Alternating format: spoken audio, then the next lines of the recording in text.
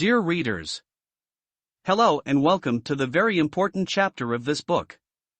This chapter will help you to find out the path of real goal of your life. Here I have written my journey to this book that may also encourage you. So let us start the journey. Jeevan ka Param Lakshya. If there is no goal in life, then living is meaningless. At the end of the second semester, while studying at the Institute of Engineering and Technology, Lakshya University on the subject of Masters in Computer Application, our institute was enrolled as Uttar Pradesh Technical University by the university.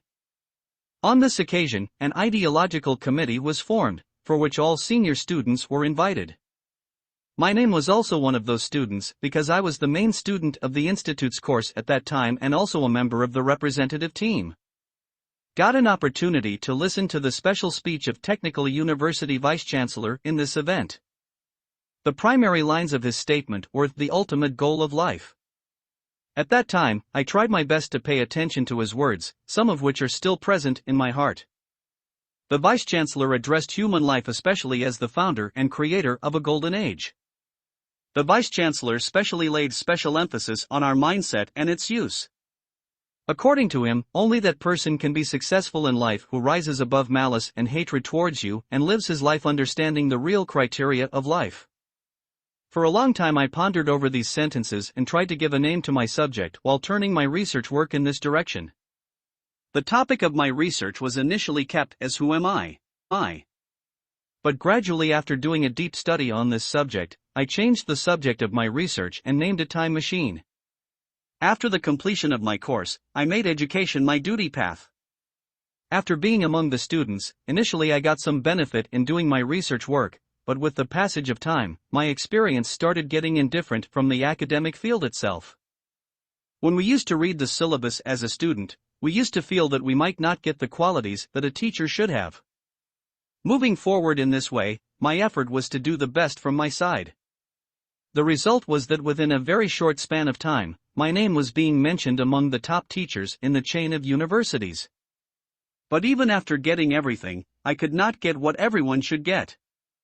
This is actually called economic progress. Something like this kept happening to me, that I got respect and prestige, but could not progress financially. I had to use many of my transformations to achieve this. After serving 8 different institutes, I made my decision to dedicate myself to research. My decision was probably not appropriate at that time, because after this my financial bridge almost broke. After that my research work also started getting affected. Against all odds, I continued my research work. That is, I continued my research work even in the midst of those obstacles. Time passed and my obstacles kept increasing. In such an environment, I started receiving negative feelings from family and society as well. For some time I was about to break down inside, but kept me motivated in my research work. During this period, I also started facing some health challenges. But I did not give up the seriousness of my subject. Meanwhile, a change came in my life which gave a completely new direction to my life. It happened one day. I was thinking that where did this sudden laziness come from in my life? I thought of this when I was pursuing my education in Lucknow. My daily routine was full of enthusiasm. I was wondering why, after coming back to my abode, my life has been slowly going down the road. After that I noticed a particular rule which I unintentionally used in Lucknow, which I was not using at my residence. In Lucknow, when I used to sleep at night in my room, I used to sleep facing east. That is, while sleeping, the direction of my head was towards the west and my feet towards the east. Coincidentally, my sleeping arrangement was just the opposite after coming back to my residence. From March 28, 2016, I noticed this and improved the system for myself. After this, a new momentum entered my life. My level of research moved towards a new direction. After this, most of my time was spent on this subject along with my research. For this I started searching on the internet. If a vehicle is going very fast, it should not apply emergency brake, as I did inadvertently. I quickly started trying to make changes in my life. But this attempt of mine proved extremely fatal for me. This happened because I began to do a complex work of giving new forms without thinking of energy as its movement. In the middle of this period, I had to face a huge challenge in my health. Chikungunya disease caught me. There was a small gap left between my life and death. I was remembering only my energy at that time, which sent me on earth to do something special. An amazing miracle happened, and I came out of this challenge successfully victorious. Now I started working on my research more seriously. I had continued one thing since my college days. That thing proved very beneficial for me. I got this quality after reading Ramcharitmanas. Ramcharitmanas is the only book which gave a direction to start my research work.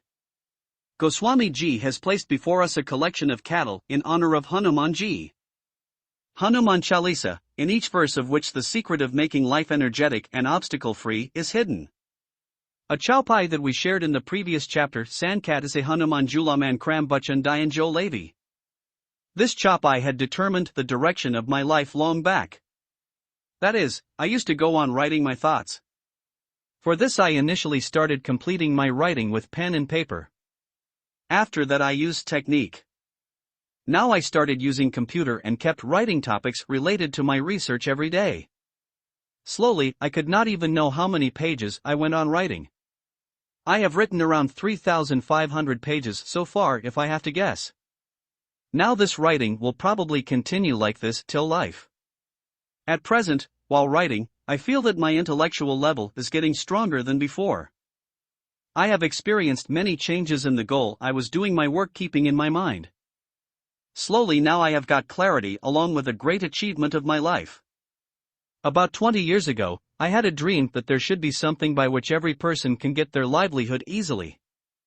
I am heartily happy to say this in front of all of you that with the blessings of Sri Balaji Maharaj, I have built such a platform.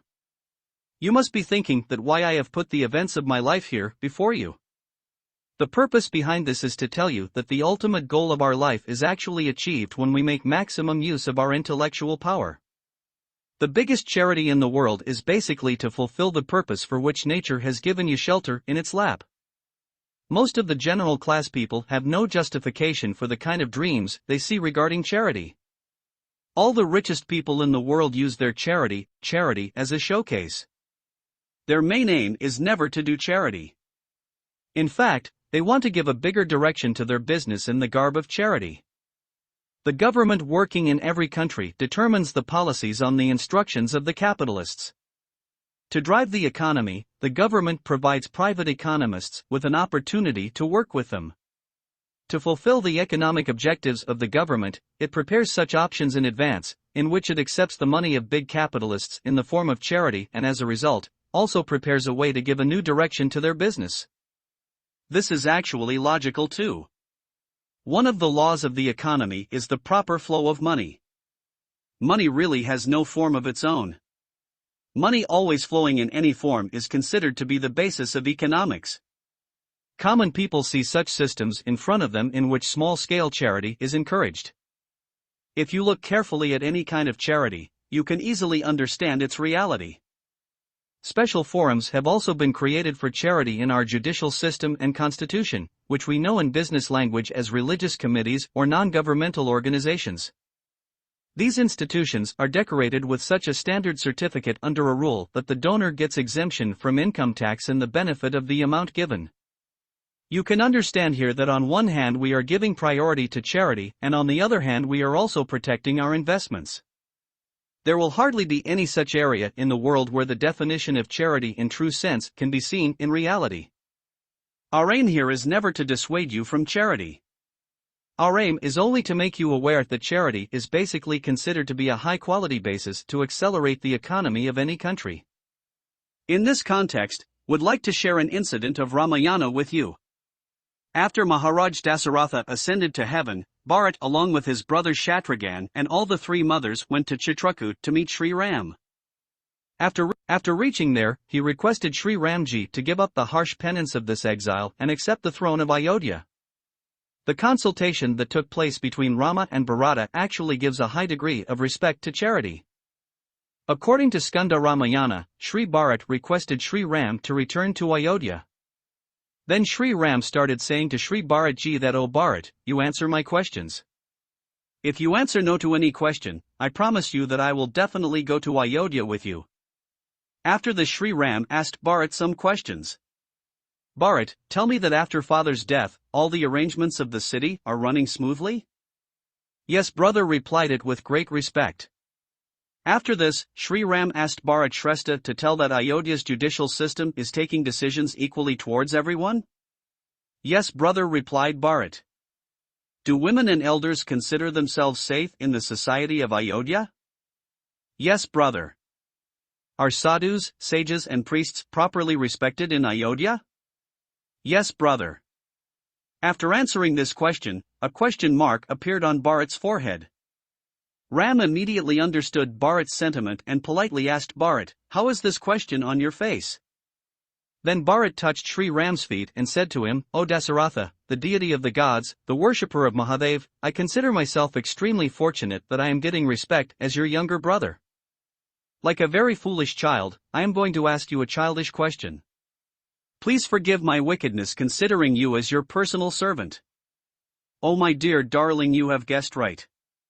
There is a big conflict in my mind about the priests, that why should they be respected? They ask their host to do many types of ostentation in the name of charity and rituals.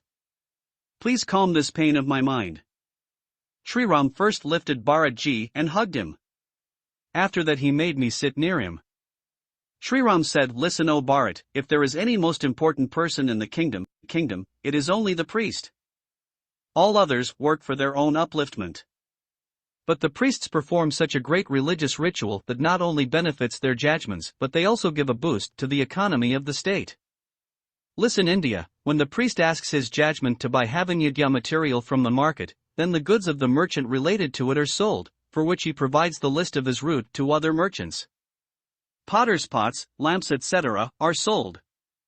The clothes of the clothes seller are purchased. Many works are done in this way which also provide economic benefits to many traders. But the priest does not have to take anything as fee from his judgment. In fact, it is against religion that a judgment should give any dakshina etc. to his priest other than food. In fact, no judgment has the capacity to pay the proper remuneration to the priest. Only kings can do this work. That's why it is a special request to you that the priests should be respected the most by the king. A king should especially respect all those intellectuals who do special work to speed up the economy of the state. We know that the divine power is pervaded in every particle. We also know that the divine authority only considers our faith and belief as the basis for making our life intense. But when we have come to this mortal world for his work, then it is absolutely necessary for us to respect him in every situation. Bharat Shrestha, listen, a king just like a servant takes care of the system of the state smoothly. The responsibility of running the state basically rests with those intellectuals who always keep reminding the king about his services and also cooperate in his duties. If the king really wants to be beneficial to his subjects, then he should first of all take care of the intellectuals of his state by keeping respect and highest regard for them. If the king is performing his duty sitting on his platform, then the image of a personal ego can also be presented in him. Therefore, the king has to create such an environment in which the feeling of happiness and peace is presented in the subjects just by taking his name. A king basically donates his services to the state like a manager and never puts his personal life in front for selfish reasons. Tears of love started flowing from the eyes of Bharat Shrestha after listening to this wise speech of Sri Ram. Bharat asked, "O Rajan, please tell me who we can call the greatest in a kingdom. Who is he who can be considered as the biggest officer of the state and its services?" After listening to Bharat's words, Sri Ram politely said to Bharat that, "Listen Bharat, in this world basically the state is only the name of a system. Apart from this earth, there are many such planets in this universe where systems are running in the same way. A state is only a small link in all those systems. The main person to whom the service is entrusted to run the arrangements of the state is called the king. But any state basically rests on the four pillars available there. These four pillars serve that state from the four directions. These four pillars are known as resources, state system, media, and inhabitants. O Bharat, you must know that if a new civilization is to be started anywhere, first of all pure water and clean air are required there. After coming in contact with these two, the land there becomes extremely fertile. Vegetation can be easily generated on fertile land. In such a situation, the possibilities of development in civilization can be seen at a very rapid pace. Every civilization is built keeping another civilization in mind. Several civilizations constitute a province. A province is arranged by linking one civilization with another. Many provinces are available in a state. One province is related to another province for the exchange of resources and intellectuals. If this contact is strengthened, then the state becomes full of special intellectual force. These four pillars are known in the scriptures as knowledge, yoga, perception, and service. The king should have the responsibility to control these four pillars, especially in a balanced way. If anyone can give the biggest help to the king for this, then it is the intellectuals associated with the teaching class of the state. The task of binding the intellectuals together can be done only when arrangements are made keeping in mind their individual needs. The king should always hold a secret consultation on all these subjects and keep this information that what kind of work is needed in which direction. Whenever there is a special need in any state, a new civilization is formed for it. Whatever may be the yoga, the fourth pillar plays the most important role among the four pillars. This pillar has the biggest relation with the people living in that civilization or state. Man can create many types of equipment through his knowledge, but equipment can never use the greatest quality of nature. That quality is called bhava. Bhava actually provides space for reservation of these four pillars at inner and outer level. The purity of feelings always keeps the society together. It is not important how many people are present in the society, but what is the ideology of the society. It can make a big difference. Every society is established with a particular ideology. One thought can give rise to many thoughts. When a new idea is born, it becomes the duty of the king to form a new civilization for it. If the biggest challenge to establish a civilization was present in the beginning of the creation, then it was the formation of human civilization. For human nature, it is the best creation created by the divine power. Therefore, it is the responsibility of the main person involved in the service of that civilization to follow human civilization specially. In a civilization, this responsibility is performed by the village officer. In this way, when a province is formed consisting of village officers, then to provide service to it, the place of an intellectual person is created, which is called the provincial officer. This provincial officer acts as a direct contact with the king's cabinet. The provincial officer in the cabinet should have full right to speak about the problems of his society in an impartial manner. The cabinet prepares a list of all these problems and puts them before the chief advisory committee of the king. After this, the king assigns service work to his special advisory committee as per their advice. To run all these service works smoothly, the biggest requirement is the economic advisory committee. The scope of work of the Economic Advisory Committee depends on how the states progress. The office-bearers of the committee specially keep all those people of the society in their list who work to speed up the economy. The committee especially cooperates fully in the arrangement of the business community. Along with this, the aim of the committee should be towards all those intellectuals who would force the society to reach out to these traders. Society needs money to buy products from traders. For this, the committee pays special attention to the communication system of the state. In every state, manufacturing of goods for agriculture and domestic work is necessary in the main sources of livelihood. This committee also has the main responsibility of making arrangements for making the goods of his need easily available to every citizen. Oh my dear Bharat, the responsibility of running the system of the state smoothly rests exclusively on the Economic Advisory Committee and the intellectual class. You have to keep in mind that everyone should continue to fulfill their responsibilities towards these two in a fair manner. Every state can remain progressive only when these four pillars are tied in one thread.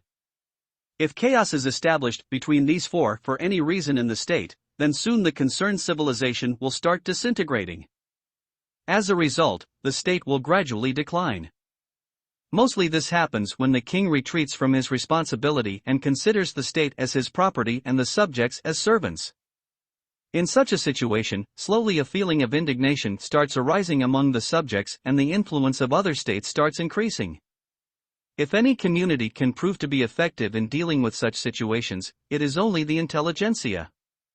O Bharat, you will have to handle the state arrangements in such a way that the sun continues to perform its work in both day and night.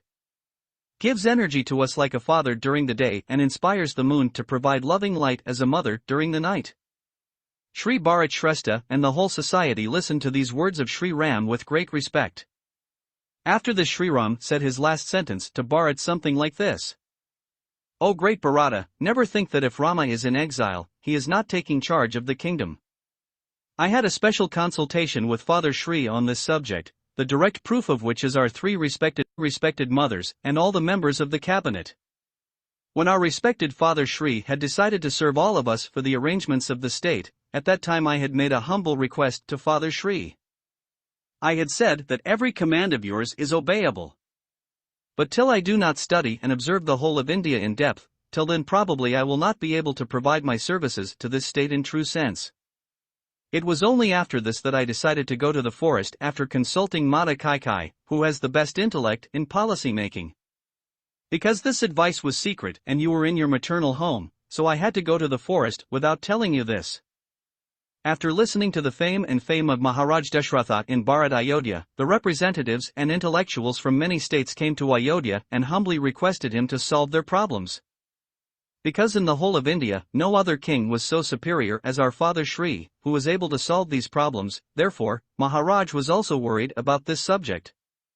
The chief advisors of Maharaj used to discuss some subjects with me. Being the eldest son in the family, probably, I have to shoulder the responsibility, so I should have had special knowledge of those subjects which are the root of all these problems. That's why I am living in the forest region to serve the state and to find out all those reasons. My main aim is not only to look at my state but also to pay attention to the problems of all the neighboring states. Therefore, O great Bharata, now you can be sure and serve Ayodhya till I return to Ayodhya. Hearing these things, the whole society got convinced and Bharat returned to Ayodhya keeping his brother's feet as his pointer. Friends, our purpose behind keeping this reference in front of you is firstly to make you understand about the state system and secondly to share the information about what quality should be in a great king. We can actually achieve the ultimate goal of life when we consume our mythological texts. This is not possible in today's modern era. But very easily we can use all of them. For this, Goswami Tulsidas Ji has put such a series of sources called Hanuman Chalisa in front of us, by consuming which we can easily get the benefit of all kinds of energies. Now let us share with you the meaning of the Chaupai which was kept in front of you in the last chapter, which will actually explain to you the real meaning of the title of this book.